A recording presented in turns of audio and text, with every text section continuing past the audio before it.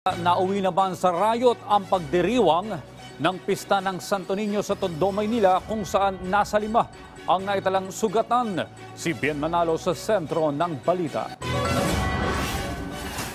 Makikita sa CCTV ang magkakasunod na pagdating ng grupo ng mga lalaki sa Tondo, Maynila mag-aalas 11 kagabi.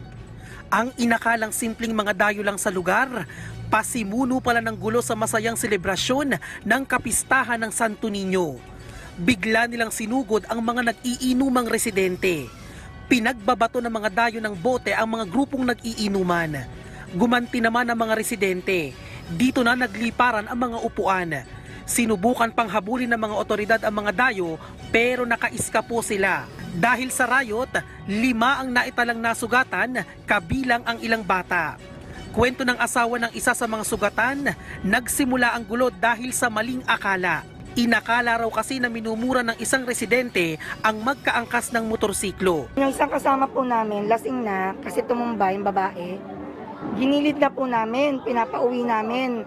Sabi ko, umuwi ka na, lasing ka na. Sakto, dumaan po sila nakamotor. Sino? Yung pong dayo. May angkas na babae.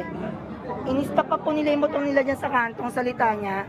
Bumalik. Sabi niya, sinong minura nyo? Sinong pinapauwi nyo? Sabi ko, teka lang, walang nagpapauwi sa inyo, di namin kayo kilala. Ang nangyari, bumalik pa uli, wala na yung babae, may mga kasama na. Nanghamon po talaga. Bukod sa bote, may dala pa umanong patalim ang grupo. Yung sa asawa ko may hawak eh. Inano po talaga yung asawa ko sa ulo. Bote din. Kutsilyo po talaga. Hindi ko alam, may kasama siya. Hinantayan ako eh. Nagsasaksa ako dito eh. Ginanong ko siya eh. Tapos, kala ko pinalo lang ako kaya pumunta ako ron. Dami ng tulo ng dugo.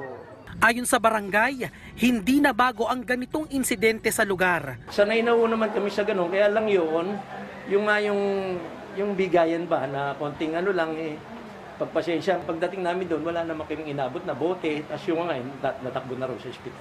Desidido naman ang panig ng biktima na magsampa ng reklamo. Hindi ako papayag na hindi makulong yun. Promise.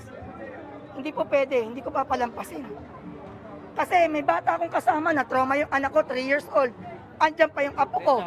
Hindi po pwede. Patuloy ang investigasyon at pagtugis sa mga sospek. Bien Manalo para sa bayan.